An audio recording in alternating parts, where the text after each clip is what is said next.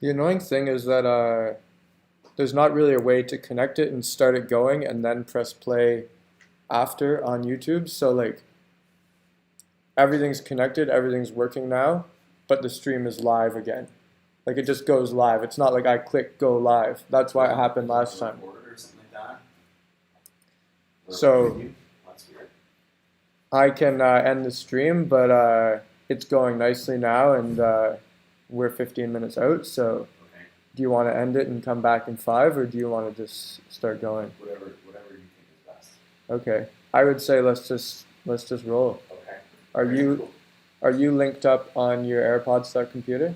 Yeah, I am. Okay, and can your full screen on that? Let me just test that. You want subtitles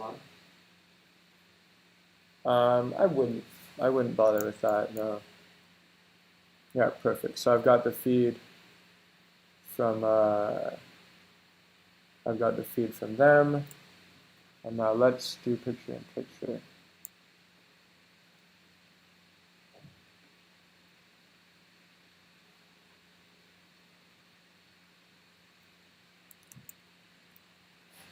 Perfect. So I've got you in the bottom corner. Okay. Um, and I've got the stream up on full. Looks pretty good to me. Now, you've got a couple people engaging on, the audio is muted right now, Okay. so that's why I'm talking so freely, but I won't be doing that once we start going. But yeah, you've got some people in the chat, so I can stop talking, put your audio on if you want to give a little welcome notice to people in the stream, and then we'll mute again until we're ready to start. Okay. Can you try to figure out where the chat would be? Yeah, I'll talk to everybody. Okay, and your audio is on. All right, guys, this is it. This is what we trained for. This is all the excitement wrapped into one day. We talk about it Christmas, New Year's, Thanksgiving, all in one day. And I got the goosebumps already, and it hasn't even started.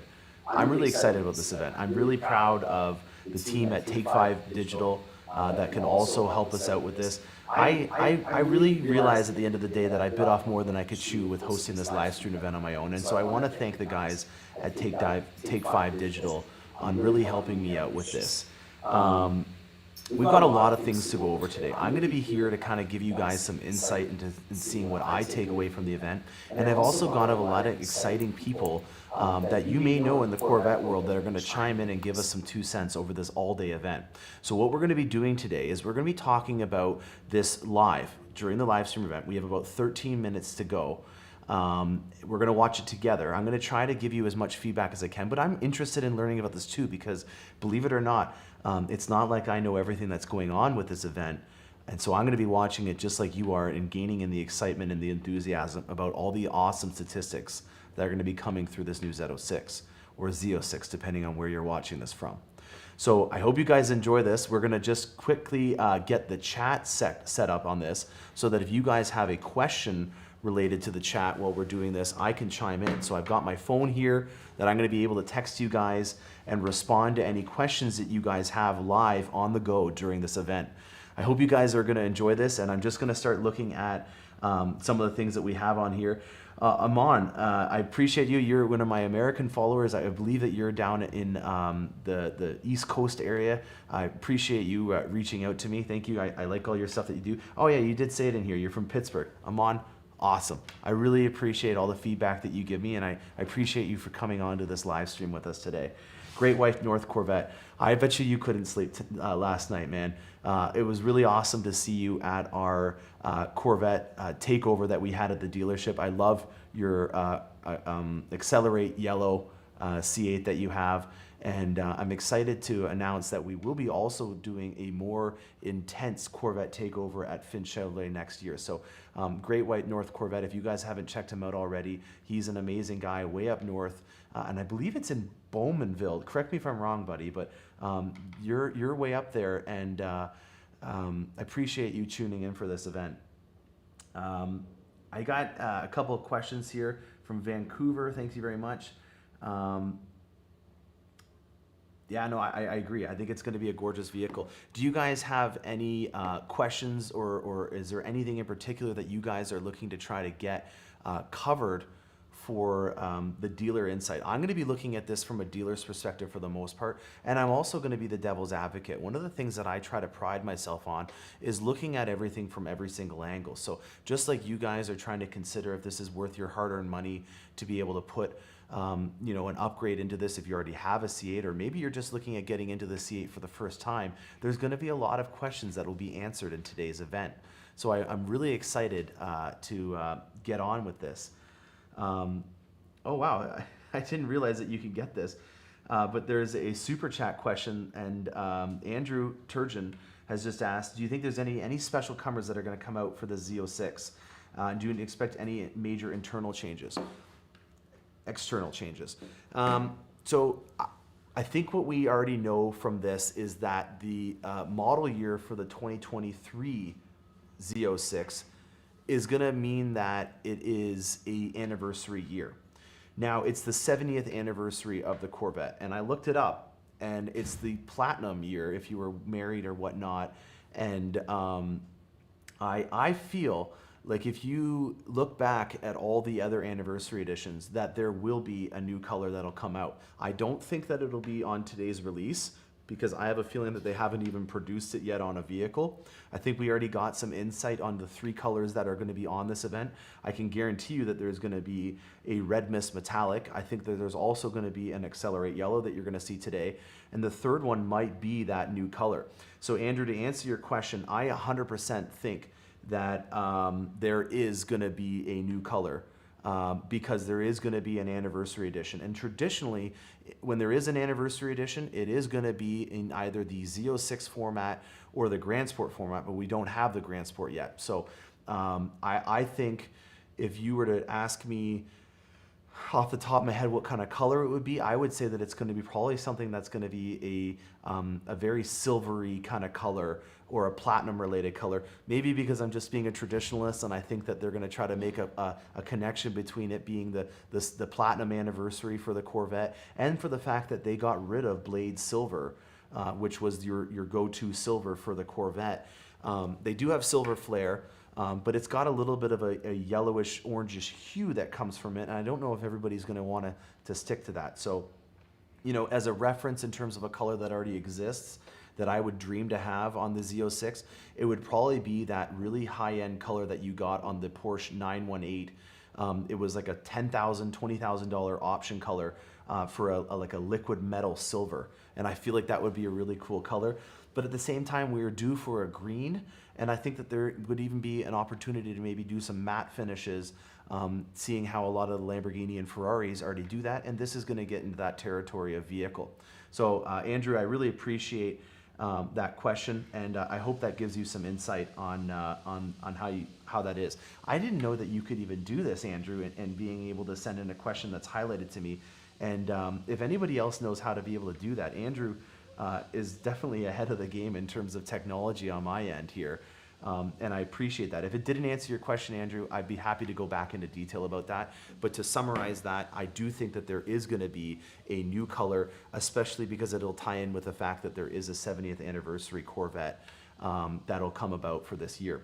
So, in terms of recent additions, there was the 65th anniversary, and I have a ceramic matrix gray Corvette, and that color was inaugurated on the 65th anniversary, or the Carbon 65 edition, as they called it, which was on the Grand Sport and also on the Z06 and the C7 generation. So that was back in 2018, and now we're looking at the 2023 model year, which is announced already on this, and you can see it right on the reveal cover here, which we're 7 minutes and 24 seconds away.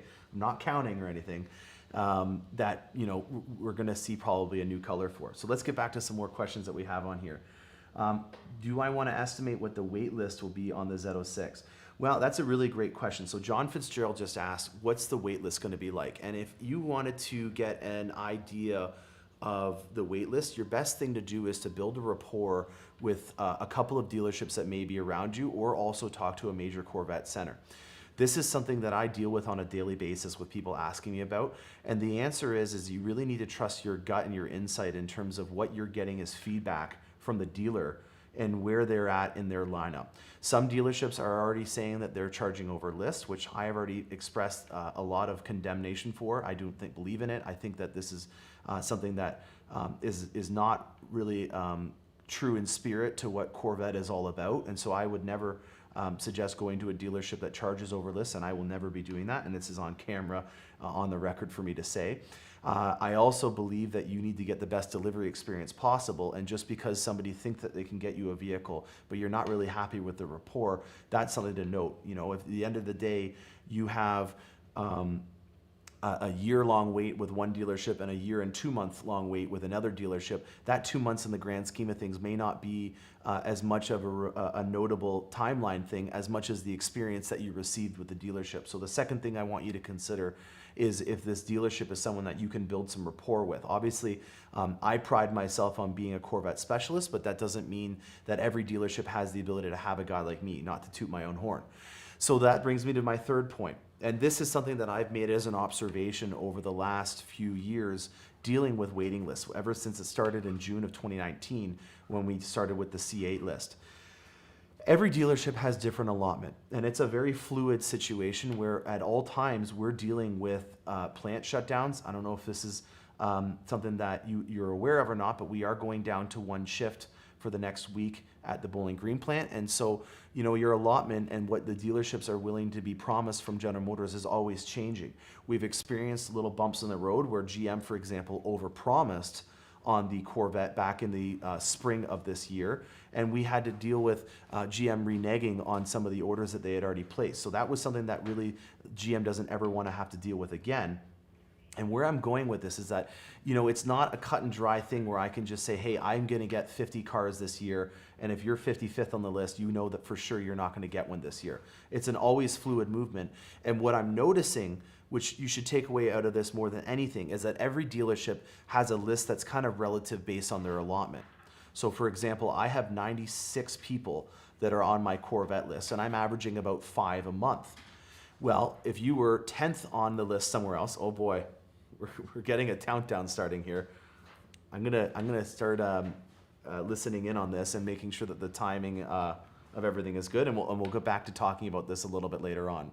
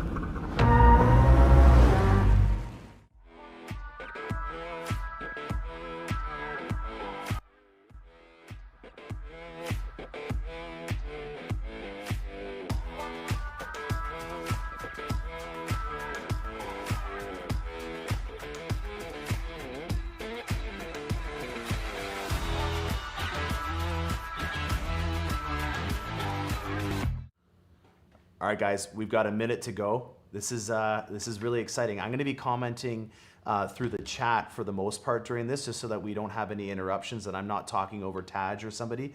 I have been talking to Mike Furman. He's down there. He's going to come in and chime with us. Here we go, guys.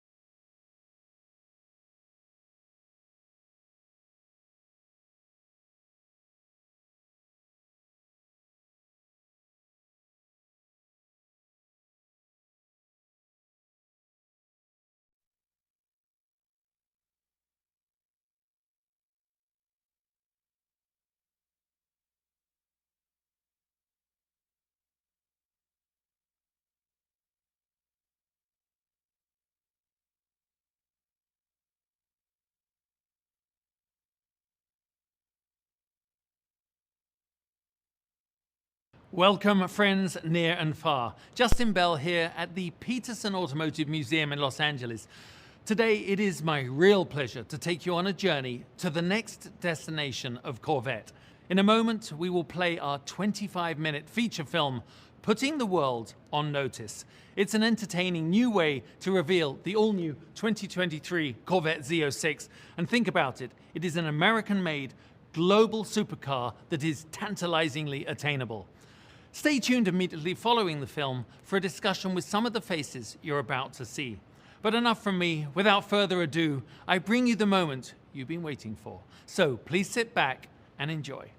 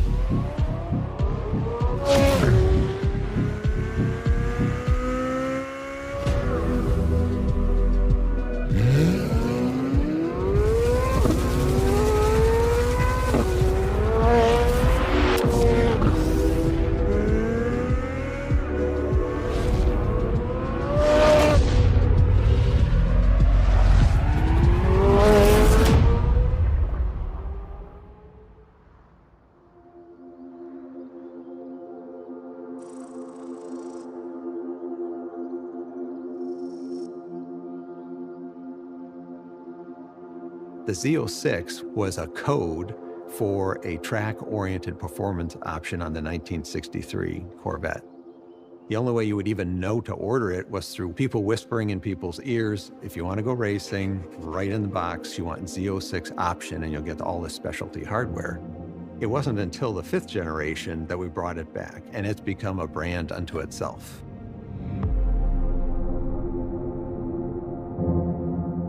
You want it to go faster, stop faster, turn faster. Basically, it's the most track-oriented Corvette that we do. Through the 5th, 6th, 7th, and now 8th generation car, we've moved the street car and the race car closer and closer together. The development both on the vehicle side and the engine side are tied together at the hip.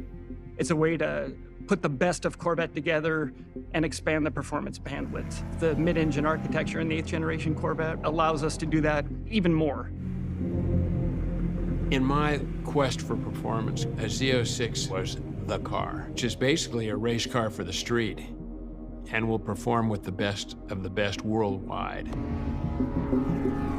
It's the first time that I had experienced a Corvette on the road that actually rode and felt like a race car. That precision, to me, that was everything. This is the one that elevates the Corvette brand. Saying that it felt like a supercar doesn't do it justice. This thing rips. This keeps you locked in. I know we're having a conversation right now, but I'm still focused here. Yeah. I'm still focused here. The other people that we're competing against that are in a price range that is unique to themselves are going to look back at this as the one that changes how they operate.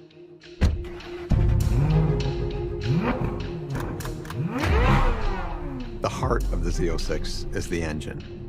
We had mid-engine architecture, which was a big step forward, but we also needed that power.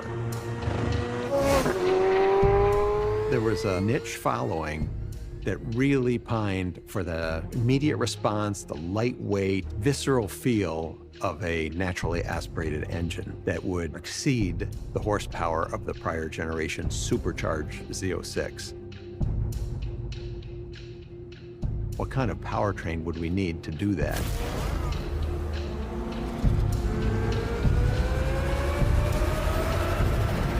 The only way to achieve that is to do the highest horsepower naturally aspirated V8 that's ever done in automotive history. That's what had to happen.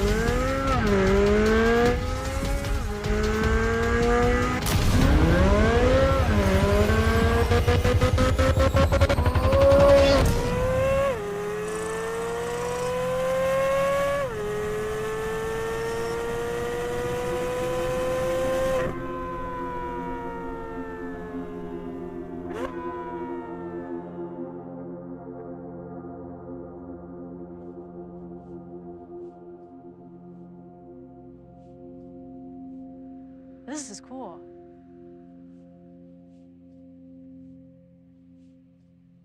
Wait, I gotta look at the engine.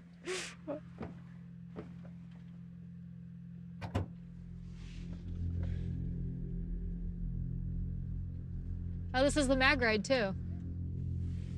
I just started. Wait, can I start it? An engine of this nature is truly playing in the exotic space. We had our hands really untied to buy the best aluminum forged pistons, titanium connecting rods, to go to the true mechanical valve train. It is a low volume, hand-built precision engine. The big advantages of moving to a flat plane crank is the mass in the engine that's moving the fastest is much lighter. And in doing that allows the engine to accelerate in speed much more rapidly than any small block before it, and also achieve more than 650 horsepower, making it the most powerful naturally aspirated V8 engine in a production car.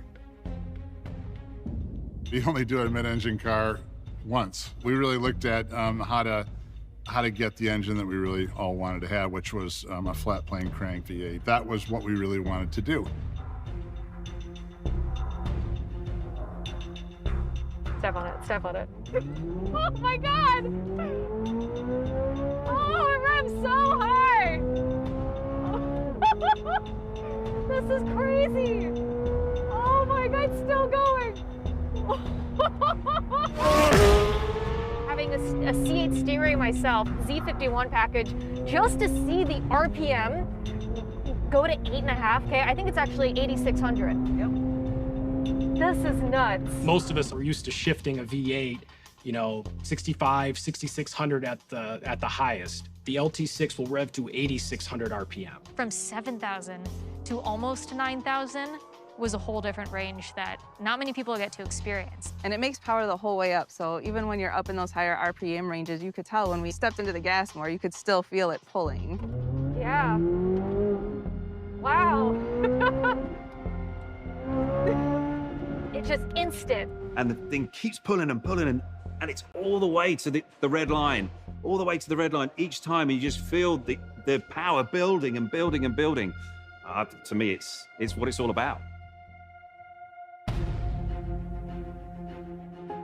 That speed enables the engine to pump more air, process more fuel, and produce more power. But another part of it is generations of learning how to balance the requirements to make a car fast and comfortable on the track, and also comfortable as an everyday driver.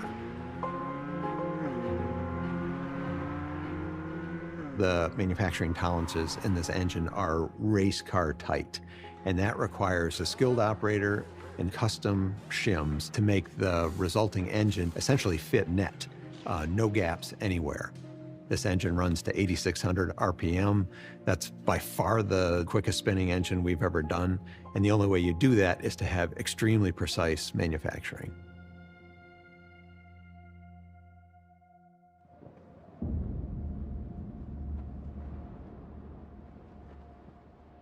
You guys good, Harlan?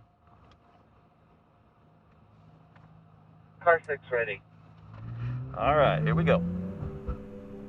You know, we're all used to Corvettes with thunder from the gods, V8 sound. My dad has a 62 Corvette, and every time I hear that thing, it's wonderful. Over the course of 70 years now, you know what you're gonna get, and it's this visceral V8 small block experience. So for one, on this car, we don't want to lose that, but for two, on this car, we've got a completely different engine. We wanted to keep the Corvette sound, but also let you know you're in the flat plane crank. Right. One of the first things we noticed with the C8 Z06, boy, the car sounds great outside, but I can't hear anything inside. It's there, but we can't really hear it in the cabin, and you got to be able to hear some of that in the car. It's like, wow. Right. Yeah, it's a little like, There's still a lot of improvements to be had. This is a new chapter. We really needed to move the needle there. And it actually required us to completely rethink the exhaust system. And so we ended up actually tearing up a bunch of the back of the car, completely re-architecting the exhaust, decoupling the tips from the end of the pipe, and we shaped the tips like a reverse megaphone. So when the sound comes out, it actually reflects off parabolic surfaces, and that projects sound forward to the driver's ear. It was a huge challenge, but we wanted that combination of sounds great on the outside and sounds great on the inside, and we wanted it to be real. The big part of this ride is to confirm the sound quality and the sound presence, everything we've been striving for. We have plenty of engineering tools, but for this type of thing, there's a chest cavity pumping thing and just hits you like a brick wall when it drives by. When you get in the car or you stand outside the car and you hear it and it gives you goosebumps, that's when you know. And this car did that for us. Hang on.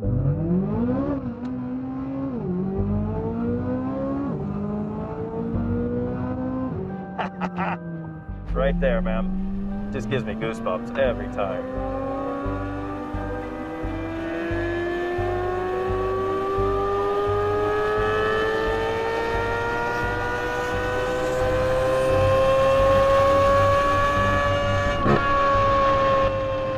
I think this is the perfect example of blending clinical perfection and also the rawness that the flat plane crank provided.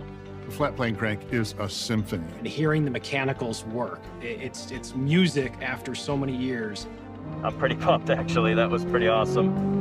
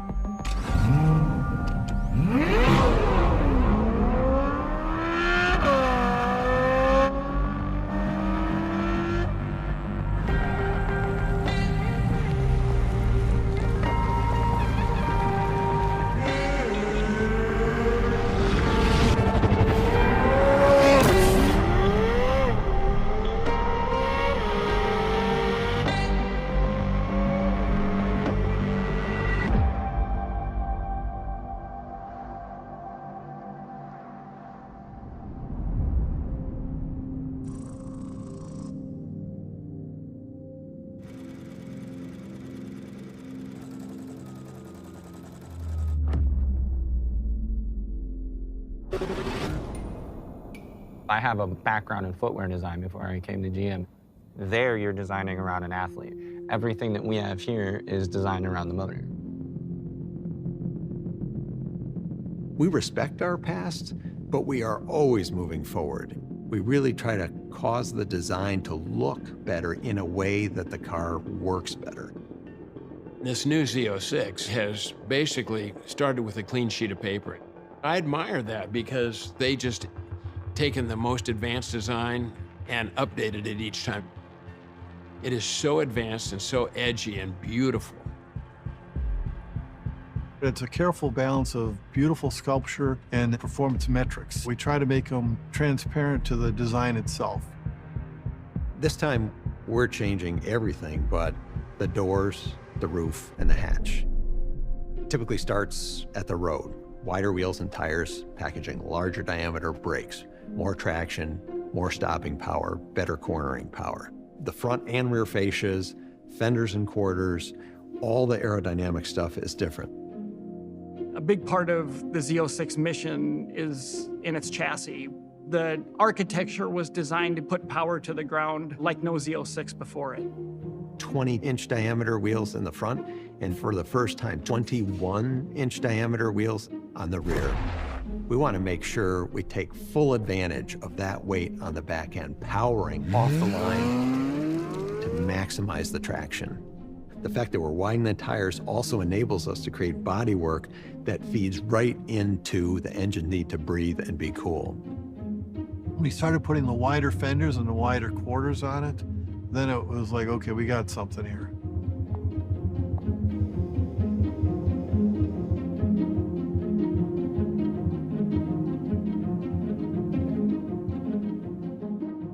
Like prior generations of Z06, we have an available Z07 package. That's for the truly committed track person. You check the box for a Z07, you're getting ceramic brakes, carbon fiber ground effects, you get a carbon fiber wing. An optional carbon fiber wheel that reduces unsprung mass by over 40 pounds. Lighter wheels spin faster naturally. When you hit a bump, you want the suspension to react instantly. The lighter the tire and wheel assembly is, the quicker it can do it. And with the optional Z07 package, we've seen a 0 to 60 time of 2.6 seconds. We wanted to talk about how we can make this very performance-driven exterior, and how do we take the interior up to another level. When you get into a manufacturing process, to some extent, that becomes very stiff, and there's not a lot of emotion and art and feel to it.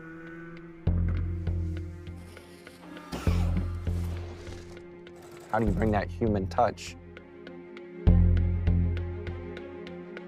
Carbon fiber, it's beautiful because you have this man-made material that's incredibly strong, lightweight, giving you that performance feeling. Then we bring the art into it by the forms that it has, and then hitting it with leather piece floating on top of it. Each one of them were like building a small sculpture, and it just blends those two worlds of art and science and craft and quality.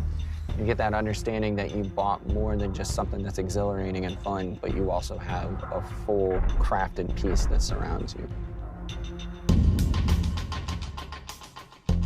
If you take exterior color, interior color, seat belts, calipers, wheels, you could build well over 11,000 different combinations. You can truly build whatever you want and make it bespoke to you.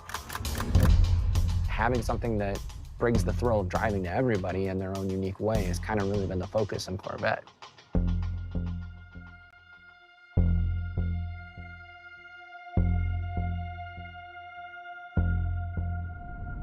Oh my goodness.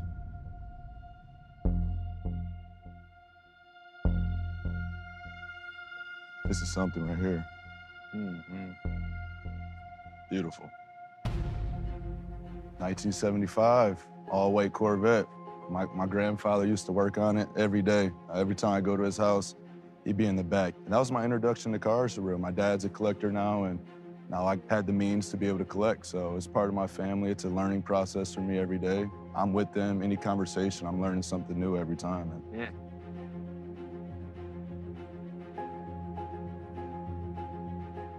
way we kind of always looked at it is it has to look like it's moving fast when it's sitting still. It's like traveling down the court, right? 100%. Like it's keeping you in that sight line and moving forward. Keeps you locked in. I like that. Yeah, yeah. That's sick.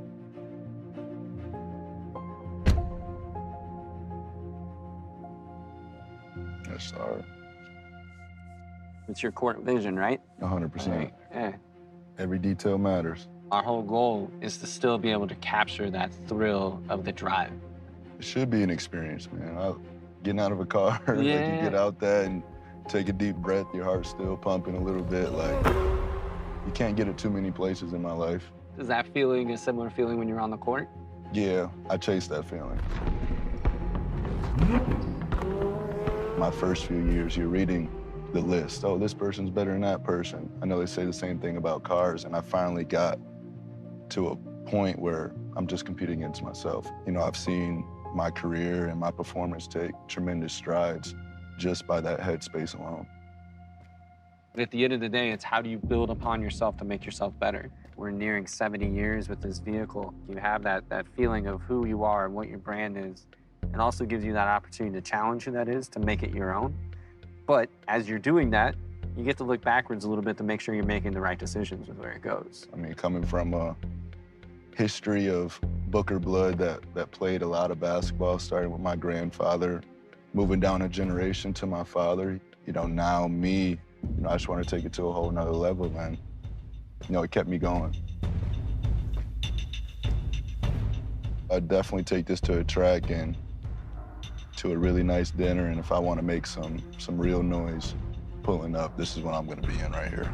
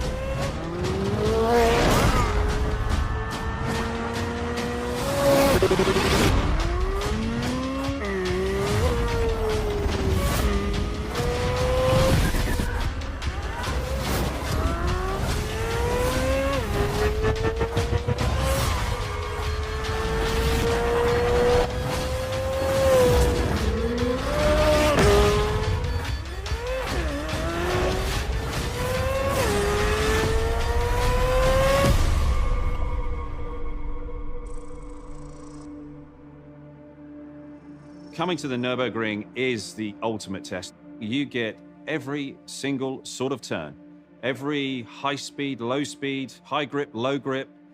It's a long, flowing racetrack, but with many, many challenges. And you really are pushing any road car to the absolute limit. Every sort of load that you could possibly experience anywhere else in the world, you get it all here on one racetrack. It really is the benchmark for the world. So much of the performance of the car started on the racetrack. That's where things are tried, because they're stretching the limits and they bring that technology to the road.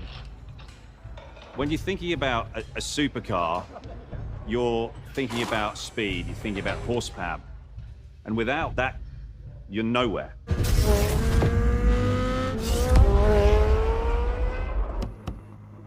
Good luck. Thank you, Ollie. Appreciate that.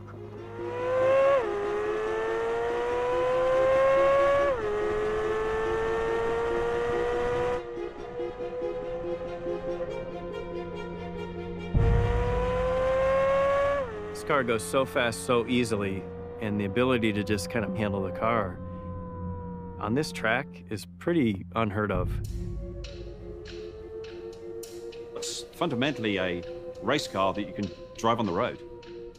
That ability to carve the corners, the ability to put that traction down, is all of those feelings that I had from the race car. It's right here in the Z06. General Motors recognized this as an incredible place to come and develop vehicles and to compete with the Europeans, the BMWs, the Mercedes, the Porsches. And if we really want Corvette to compete on the world stage and race on a world stage, then we really have to begin selling cars with right-hand drive. We have to do it for Corvette for the future, period. It's unequivocally a supercar. The Z06 will reward customers that choose to explore its performance limits. And there's nothing more important than that connection with the machine when you're driving something with the performance capability of the Z06.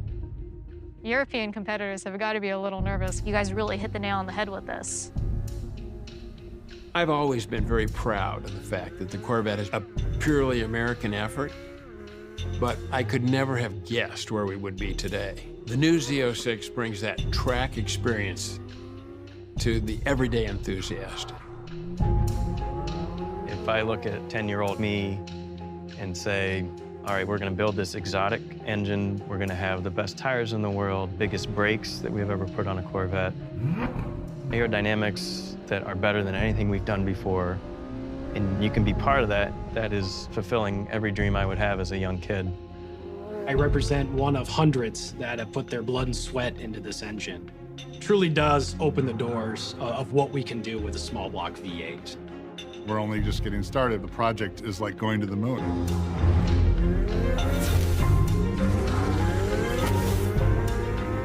It's a product of a vision, but our team has never done.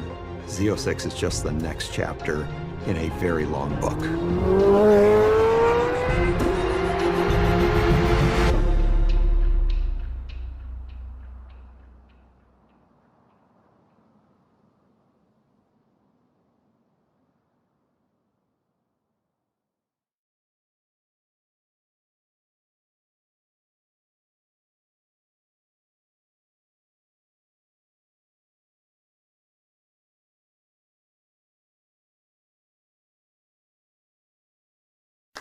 Well, yeah, I'm speechless, absolutely speechless. It is power like we've never seen. It is obviously fast, beautiful, and just a car, well, for me, certainly made me remember why it was I wanted to ever grab a steering wheel and drive fast.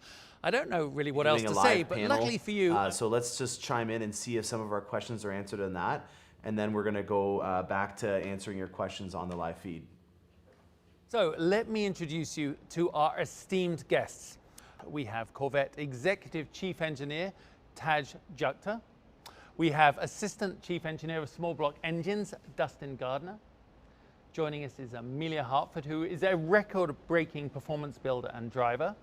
And Film Director from Porch House, Andrew Schneider, who was very responsible for the film we just watched. And my friend, retired Corvette racer, 5-time Le Mans winner, 5-time Sebring, and 5-time Petit Le Mans winner, as well as a multiple champion, Oliver Gavin. Well, firstly, everyone, well done. That was just a wonderful film to watch and great to see your participation. Let's get started. Taj, Corvette to you is such a way of life. How does it feel now after all this time? Because I know it is a real progression to get the car to market. What's it like to finally lift the curtain and show everybody? Well, it's so exciting for us because we've been working on this actually for about 6 years. And when we introduced the Stingray, we were super excited about that, but in the back of our mind, we knew what was coming. The Z06 is coming. And so we couldn't say anything throughout the whole development. So for us, we have to be silent, silent, silent, and all of a sudden it's a burst of energy. Being able to share everything at once is just so exhilarating for us, almost as exhilarating as the car itself. So I get that from like the engineering and the corporate side, you know, that evolution, but you've actually driven it, and you and I watching, we never have. And Andrew, that was your job. And there were so many moments in the film that I was like, how did they do that? But my favorite is sort of that convergence of the camera flying in it. Was it a drone, a helicopter, meeting the Z06 on the road? It made me feel that's what I'm trying to do. I'm trying to be looking at this, and then I want to be in the car. Yeah, thank you. No, we actually used FPV drone. So we actually flew it over the water and into the road and kind of lined up with the rear of the car, and it took quite a few tries to get the timing correct, which was tough because it was raining that day. And we were just very thankful to have that drone in the sky, fly it, and then as soon as it landed, it started pouring rain. So it was meant to be. It was Hollywood. Meant to be. That's perfect. Now, Dustin, as someone so involved with the engines, I know that even as a driver, we all get asked, what's the horsepower? What's the horsepower? What is the horsepower? I mean, the horsepower, and how did you achieve it? What is the horsepower? It's about the power, right? At the end of the day, exactly. That's what's fueling this beast. Yeah. So it was just last Thursday that we finished doing our testing per the SAE procedure to get everything lined up, correlated with the vehicle data, All that additional cow work at the end to make sure we left nothing on the table is where we got the engine up to a rated 670 horsepower. And right, and to put that in perspective, right, the current highest output naturally aspirated V8 is 620 something, right? So we're taking that crown by a hefty margin. And when you think about it, that is almost exactly double the first ever Z06. Show how incredible time and technology is. Well, Amelia, I know you love horsepower, and I know you've held some of the records for the highest horsepower Corvette ever built. But what was it like for you when you actually got to ride in it? We saw in the video, you just that sort of the horsepower kicking you back in the seat. I mean, you were genuinely excited. It was very surprising for a production model vehicle. I have familiar myself with the aftermarket space. My Corvette is about 1,200 horsepower to the tire. And it's hard to get excited with stock vehicles, but when I was in the passenger seat of the Z06, it was such an experience that it's hard to put into words. And for you, you kept on waiting, I'm sure, at around 6,000, 6.5 to shift. Yeah. Right? And so you're like, oh, something's going wrong. I was expecting it to shift at 65, but then it wasn't. And there wasn't a drop off of horsepower either. I'm just like, you can see me getting thrown in the seat in a high RPM. Like, it just had so much torque and it just kept going. Fantastic. Well, the enthusiasm definitely came across. But it's the same really for you, Ollie. What was it with you that resonated about the new Z06? So when I got in the car for the very first time at the Nürburgring facility that the GM have, and I got in, put it in track mode, just drove it down the street, it just had all of those feelings of the race car. So, you know, to me, it is that amazing machine that not only can just be a daily driver and you can drive it to the racetrack, but then when you switch that engine mode, the car just comes alive and all of a sudden you're in a race car. It's amazing. So that distinction between road and track is really less than ever before. The gap between the road car and the race car is getting smaller and smaller and smaller. So now here we have the 8th generation mid-engine Z06, and it's just got all of that race car feel to me. All the lights are on, and it's just fantastic to be experiencing that. Imagine that this is part of the excitement for you too, though, when you hear like Amelia and Ollie, even with all his experience and all her horsepower, talk about the cars. I mean, Dustin, that engine, creating it, and as you say, just getting the final horsepower numbers, but it still must be very gratifying to know that someone like Amelia and Ollie just go, oh, wow, this is the real deal. No, it's extremely rewarded, just for myself and the extended team of working on it, right? The LT6, it's hard to put into words the emotion you're trying to communicate or give somebody, and Amelia, your reaction sums it up, right? It's not something you can verbalize. It's an emotional experience. It both gets you, as you said, mentally when you see the tach zing past 6,600, and the LT6 wants to do that with great authority, right? It flies past 6,000, 7,000 up to the red line. And then so there's the mental side of it, of just getting used to the engine going that high. Then there's the exhilaration of the sound. You were saying earlier on about that initial shift when you got it in first gear and you stand on the gas, you've got to be really on it to get it into second gear so you don't get into the rev limiter there. But that's how quickly it accelerates, and it just revs up so fast. It's just pulling all the way through to 8,600. Yeah, I was just going to speak to that revving as high as it does is one thing, but how quickly it revs is another. Because it's not like it's a slow progression from 6,600 to 8,600. It goes fast. It revs quickly. But I mean, that's a testament to everything you guys have done with the flat plane crank. Yeah, the torque peak is right around where you'd normally shift, 6,300 RPM. So that's where it really starts to pull hard. Yeah. I mean, you can just feel everybody's enthusiasm, and even you guys have been living with it. You've been just experiencing it. But Andrew, how difficult is it to capture people's reactions? Because there really is only one first time. I mean, Amelia's reaction was one of my favorites of the film for sure, because we really kept her away and out of the car's line of sight. The car was covered. We wanted to keep it as genuine as possible. Now, as you said, your enthusiasm for Corvette has been there for years, but what was it? What drew you to the cars? How I found my passion for cars actually started with an LS small block. And from there, I've done a lot of different builds. I've done a lot of different motors in said builds, and I've also swapped a lot of LSs in those builds. And I think at the time when the C8 was first announced, the Stingray, I was looking for what my next project was going to be, and I wanted something that was going to challenge me. And just seeing what everything was going for in the market and what you get in return, I didn't feel that there was a lot of options. And I decided that I was going to take the step into more of the supercar world. And ironically, after I made that decision, a week later, you guys had announced the C8 Stingray. And I thought it's unbeatable for everything else in the market. Not only the price, but the power, the capabilities the car has. I just saw it as the perfect challenge. Tad's looking, saying, please don't touch my car. That's actually what's happening right now. Please don't put turbos on it. I was taking a tack onto her comment. She's one of the first people who realized that the basic chassis and platform, the C8, can handle a lot more power. Oh, yeah. Well, Ollie, a follow-up question, because arguably the toughest crowd to please will be in Europe with the Z06. So how do you think it's going to be received there? So the reception of the Stingray has been fantastic, and I think that the Z06 is only going to build on that. It's been remarkable when you see how the UK has accepted the car, but also throughout Europe. You know, the buzz is there, the orders are pouring in. In fact, we can't almost keep up with that demand for the Stingray, but now with the Z06 coming on, that's just really going to build on that ground that we've laid.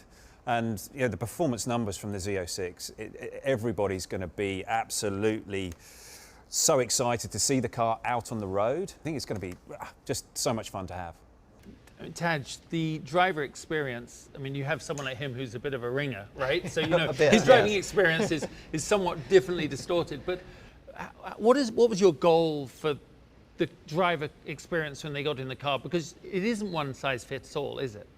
No, in fact, even though the numbers are phenomenal, it's not really a numbers car. You know, we're all talking about the sensory perception of what it's like to be in the car, to drive the car, and making that performance accessible. It's not just a pinnacle, super fast lap, but how do you get there? How does it feel as you do it? And I think this is also a thing where we've learned from the racing program, you know, over all of the years, all the generations, but now we're seeing it really transferred over into this Z06. And the performance of this car. I mean, you can definitely feel the excitement, Andrew, right? Whether it's from the people that built it, the people that drive it, the people that are going to mess with it. She promises not to. She promises not to. Not my words. No, you can feel this build-up of anticipation, excitement. But something else that was wonderful, I thought, was the mix, the sound mix, the way your audio guys did that, combining the sound of the engine and the running of the car with the music. I'm glad you caught that. Something that was early on in the development stages for the film was that we were going to take the audio sound of the car and blend it with the music. So if you listen closely, maybe on the second watch, you'll actually notice that in times we kind of blend the audio notes that we captured with the soundtrack. Especially on that edit with the wheel. That too, yeah, for sure. And it's all about spatial audio and throwing it to different places to really, you know. But the exhaust note was such a huge talking point for the car and the story that, you know, it was important. Well, obviously capturing the audio is one thing, but you heard it first hand in the audio dyno booth. What was that like? Funny enough, I wasn't supposed to be there that early for it. I showed up to set 5 hours early because I heard there was going to be some audio dyno testing done on the car, and I had to be there to hear it. But just hearing and seeing the Z06 for the first time, not to get corny, but it was emotional for me because 2 years ago I was just a customer buying a C8 Stingray for the first time, and I don't think Chevrolet expected what I was going to do with the car, and I can promise you I didn't expect it because I have video footage saying I was going to leave the car stock and not touch it. So just to see where, you know, in the past 2 years of just buying the car as a customer to being able to sit here with everyone on this panel on the Z06 film and being part of the launches, it's incredible. It's insane. But that little bit about the contours of the the exhaust tips, forcing back the sound, reverberating back. I mean, that's the first for Corvette, I'm sure. What we knew was this engine was capable of providing an aural experience unlike any other. And so it ended up re-architecting the whole exhaust system. In fact, the whole lower end of the rear fascia ended up having to be redesigned. We had to put these reverse megaphones mounted to the fascia so the sound pulsations as they come out of the exhaust reflect off that parabolic surface and go forward. From the outside of the car, just if you don't look carefully, it just looks like a regular or old exhaust. But actually, there's a ton of science going on right there. Ollie, we talked about being here in America. It is a global car. It's a car that's got to appeal around the world. You get to drive all sorts of things, as do I. How do you think it'll be compared around the world? Well, I think that this is going to be an amazing moment for Corvette. You know, this is a global supercar coming out, being launched today. Anybody's going to be able to go out and buy this car and be able to take it to a racetrack and experience it just like I will be able to. And, you know, I think that's so special that people are going to be able to really experience that race car technology here, right here in a road car. Well, everyone's enthusiasm is amazing, and you can tell, I mean, you can just understand why this car is going to be so special. But some final thoughts, Taj. Well, the enthusiasm is genuine. You can see the passion, and we that are in the film and here today are just the tip of the iceberg. There's hundreds of people, whether it's in engines or the whole rest of the car, hundreds and hundreds of people at General Motors or at our suppliers who share that same passion, and that's what makes the car what it is. It's a wonderful machine, and we spent a ton of time trying to articulate what it is and how it drives. The best way to explain it to somebody is throw them the keys and walk away. The car talks for itself. Well, guys, just truly amazing to be with you. Your brilliance, your enthusiasm, your passion, and your ability to capture it, and your ability to drive it, Ollie. It's just amazing, and I can't wait to get behind the wheel. And thank you so much for joining us. I hope you had as much fun as I did. Now, if you're like me, I'm sure you're going to want to go back and watch the film again, especially with all the insight from our guests here. And the good news is it will continue to be available to you on chevy.com/Z06. And to our baseball fans out there, keep your eyes peeled for an appearance from the Z06 tonight as you watch Game 1. And with all that, you're definitely a baseball fan. And with all that, from all of us here at Corvette, thank you so much for joining us. This is Justin Bell signing off.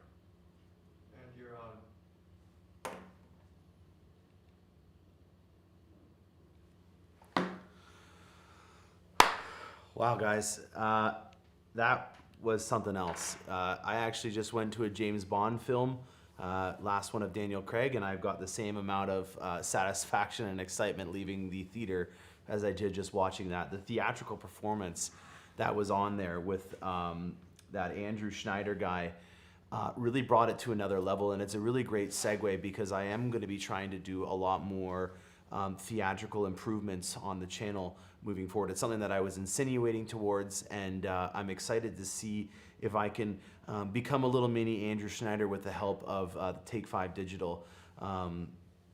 There's a lot of things that we can unpack from this. I'm gonna take some time to kind of make a condensed version for you guys. Obviously, it's midday on a Tuesday, so there's gonna be a lot of folks that haven't really been able to allot for being able to see every single piece of this, but I am excited to be able to help you guys out in answering some questions. So I'm just gonna go through with you guys on the chat and see if there's anything else that you guys can see. I am checking out the US and the Canadian website, and I haven't seen anything. Again, another reason why I'm gonna do a condensed version is because I am gonna be calling and asking a couple of inside sources on some more information now that the embargo of information has kind of come off. Some highlights that I want to talk about in particular are the interior upgrades. That new center console in the carbon fiber 2 package is definitely going to be something that I'm going to want to get more information on. And I already got a question from one of you guys in regards to if we could retrofit a Stingray with that, and the answer would be most likely yes at this point. You know, the architecture of this vehicle was designed to be able to be capable of handling the Z06, and Taj even insinuated that when he was talking to Amelia.